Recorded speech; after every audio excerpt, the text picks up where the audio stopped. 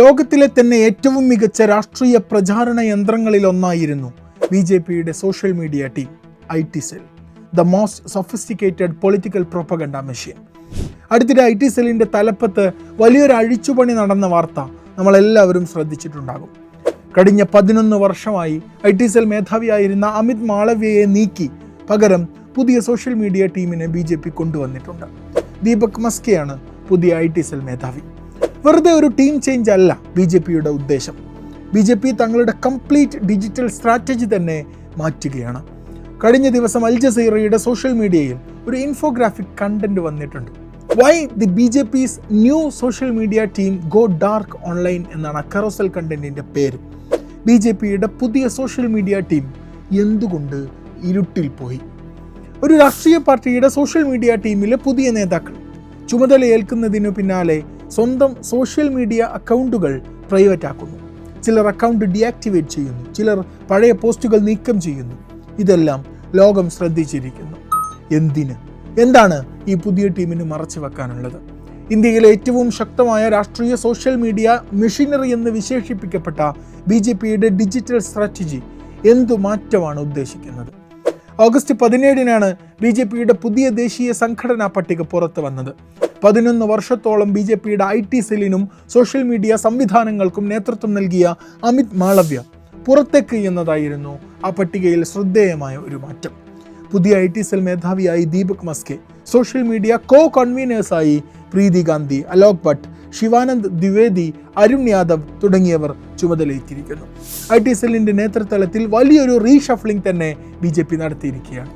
ഇന്നേ വരെ BJPയുടെ IT cell കാണാത്തത്ര വലിയ വെല്ലുവിളിയായിരുന്നു കോക്രോച്ച് ജനതാ പാർട്ടി CJP കൊണ്ടുവന്നത് എന്ന് ഒരിക്കൽ കൂടി സമ്മതിച്ചിരിക്കുകയാണ് ഈ മാറ്റത്തിലൂടെ. വലിയ പ്രൊഫഷണലുകളുടെ നേതൃത്വത്തിൽ ആയിരക്കണക്കിന് പ്രവർത്തകരെ കോർഡിനേറ്റർമാരാക്കി, കോടികൾ ചെലവിട്ട് വാട്സപ്പ് ഗ്രൂപ്പുകളുടെ പരമ്പരയുണ്ടാക്കി, മെഷീനറി കണക്കെ വ്യാവസായികാടിസ്ഥാനത്തിൽ പ്രവർത്തിച്ചിരുന്ന IT സെൽ അതിൻ്റെ പ്രചരണങ്ങളെയെല്ലാം ആദ്യമായാണ് ഒരു ടീം അതിജയിക്കുന്നത്. അതായിരുന്നു CJPയുടെ ഏറ്റവും വലിയ ശക്തിയും. ഇൻസ്റ്റഗ്രാമിൽ BJPയുടെ ഔദ്യോഗിക പേജിനേക്കാൾ വളർന്ന് CJPയുടെ സോഷ്യൽ മീഡിയ ക്യാമ്പയിനുകളെ തടയാൻ IT സെൽ പരാജയപ്പെട്ടു. തടയാൻ അവർക്ക് കഴിഞ്ഞില്ല. Reels, memes, satire, user generated content, ഇങ്ങനെ എല്ലാ ജൻസി ഭാഷാ സാധ്യതകളും CJPക്കൊപ്പമാണ് നിന്നത്. BJPയുടെ പരമ്പരാഗത ഡിജിറ്റൽ കമ്മ്യൂണിക്കേഷൻ രീതിയെ, അതിൻ്റെ മെത്തഡോളജിയെ അക്ഷരാർത്ഥത്തിൽ ചലഞ്ച് ചെയ്യുകയായിരുന്നു CJP. അതിൽ IT സെൽ അമ്പയെ പരാജയപ്പെട്ടു. ഇതാണ് അമിത് മാളവ്യയുടെ സീറ്റ് തെറിപ്പിച്ചത്.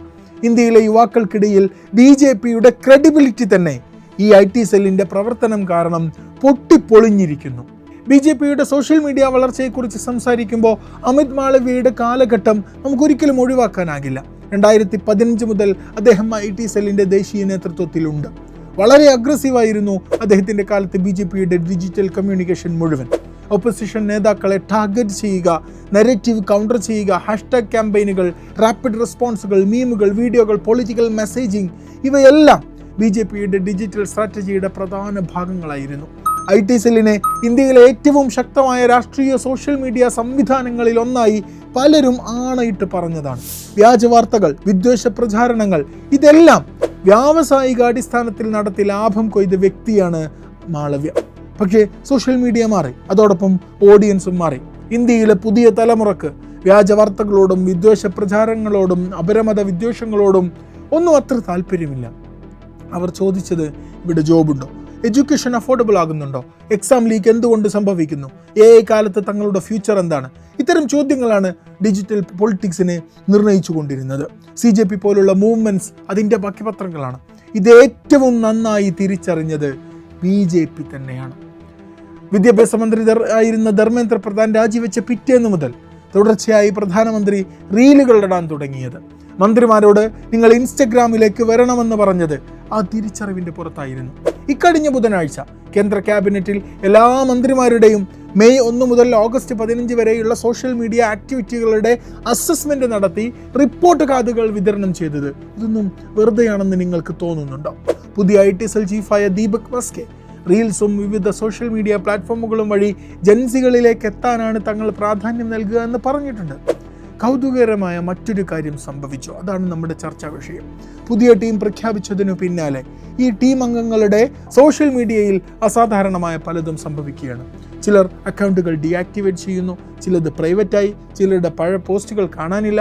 ദീപക് മസ്കയുടെ എക്സ് പോസ്റ്റുകളിൽ വിസിബിൾ ആയിരുന്ന പോസ്റ്റുകളുടെ എണ്ണം 6905 നിന്ന് 5563 കുറയുകയാണ്. 1500ഓളം പോസ്റ്റുകൾ മുക്കിയെന്ന്. പ്രീതി ഗാന്ധിയുടെ അക്കൗണ്ട് അൺഅവൈലബിൾ ആയി. മുസ്ലിങ്ങളെയും സ്ത്രീകളെയും രാഷ്ട്രീയത്തിലെ തങ്ങളുടെ എതിരാളികളെയും ടാർഗറ്റ് ചെയ്തിരുന്ന അലോക് ഭട്ടിന്റെ അക്കൗണ്ട് ഡീആക്ടിവേറ്റ് ചെയ്തു. അരുൺ യാദവിന്റെ അക്കൗണ്ട് പ്രൈവറ്റ് ആയി. ശിവാനന്ദ ദ്വിവേദി 600 പോസ്റ്റുകളാണ് മുക്കിയത്. വൈ? പുതിയ ചുമതല ഏറ്റെടുക്കുന്ന ഒരാൾ തൻ്റെ പഴയ പേഴ്സണൽ പോസ്റ്റൊക്കെ പരിശോധിക്കുക, അതിൽ മാറ്റം വരുത്തുക എന്ന് പറയുന്നത് അത്ര സാധാരണ കാരണമൊന്നുമല്ല. ഒരു നാഷണൽ ലെവൽ പൊളിറ്റിക്കൽ പൊസിഷൻ കിട്ടുന്ന സമയത്ത് പഴയ കോൺട്രവേഴ്ഷ്യൽ പോസ്റ്റുകൾ, പേഴ്സണൽ ഒപ്പീനിയനുകൾ, ഒഫെൻസീവ് ലാംഗ്വേജുകൾ, പൊളിറ്റിക്കൽ അറ്റാക്കുകൾ, ഇതൊക്കെ പിന്നീട് വലിയ കോൺട്രവേഴ്സി ആകാമെന്ന് വെച്ച് ഓൾഡ് അക്കൗണ്ട് ക്ലീൻ അപ്പ് ചെയ്യുക എന്നൊരു സാധ്യതയാണ് ഉപയോഗിച്ചിട്ടുണ്ടാകാൻ സാധ്യത. മഹാത്മാഗാന്ധിയുടെ ഘാതകനായ നാഥുറാം ഗോഡ്സെയെ അനുകൂലിക്കുന്ന പ്രീതി ഗാന്ധിയുടെ പോസ്റ്റുകളുണ്ടായിരുന്നു. ന്യൂനപക്ഷങ്ങൾക്കും പ്രവാചകനുമെതിരെ അരുൺ യാദവിൻ്റെ പോസ്റ്റുകളുണ്ടായിരുന്നു. അലോക് ഭട്ടിൻ്റെ പോസ്റ്റുകളുണ്ടായിരുന്നു. അരുൺ യാദവിനെ മുസ്ലിം നിന്ന പ്രചരിപ്പിച്ചതിൻ്റെ പേരിൽ ഹരിയാന സ്റ്റേറ്റ് IT സെല്ലിൽ നിന്ന് ഒരു തവണ പുറത്താക്കിയതാണ്. പക്ഷേ ആ പഴയ പോസ്റ്റുകൾ വിനയാകുമെന്ന് കരുതി എല്ലാം മുക്കി. ഇനി ഇതുവരെ കാണിച്ച ഇത്തരം കോപ്രായങ്ങൾ കൊണ്ട് പിടിച്ചു നിൽക്കാനാകില്ല എന്ന തിരിച്ചറിവിൻ്റെ പുറത്താണ് ആ പോസ്റ്റ് മുക്കലും അക്കൗണ്ട് മുക്കലും എല്ലാം സംഭവിച്ചിരിക്കുന്നത്. ഇവിടെ വളരെ പ്രധാനപ്പെട്ട ഒരു ഡിസ്റ്റിങ്ഷൻ ഉണ്ട്. പഴയ പോസ്റ്റുകൾ മായ്ച്ചു കളഞ്ഞതുകൊണ്ട് മാത്രം IT സെല്ലിനെ നയിക്കുന്ന ഈ വ്യക്തികളുടെ രാഷ്ട്രീയ നിലപാടുകൾ മാറിയിട്ടുണ്ടെന്ന് കരുതാനാകുമോ? ഒരു അക്കൗണ്ട് പ്രൈവറ്റ് ആക്കി എന്നതുകൊണ്ട് ആ വ്യക്തി തൻ്റെ രാഷ്ട്രീയ നിലപാട് മാറ്റിയെന്ന് അർത്ഥമുണ്ടോ? ഒരു പോസ്റ്റ് ഡിലീറ്റ് ചെയ്തു എന്നതുകൊണ്ട് ആ പോസ്റ്റിൽ പറഞ്ഞ ആശയം അയാൾ ഉപേക്ഷിച്ചു എന്ന് പറയാനാകുമോ? അതുകൊണ്ട് ഈ സംഭവത്തെ BJP മാറുന്നു എന്ന ഒറ്റ വരിയിൽ വായിക്കാൻ തൽക്കാലം സൗകര്യമില്ല. BJPയുടെ കമ്മ്യൂണിക്കേഷൻ സ്ട്രാറ്റജി മാറുന്നു എന്ന് മാത്രം പറഞ്ഞു വെക്കാം. ദീപക് മസ്കെ BJPക്ക് അത്ര പുതിയ ആളൊന്നുമല്ല. ഛത്തീസ്ഗഡ് BJPയുടെ സംഘടനാ സോഷ്യൽ മീഡിയ പ്രവർത്തനങ്ങളിൽ വർഷങ്ങളായി സജീവമായിരുന്ന വ്യക്തിയാണ്. Election data, digital campaign, social media strategy എല്ലാ മേഖലകളിലും പരിചയമുള്ള വ്യക്തിയാണ്.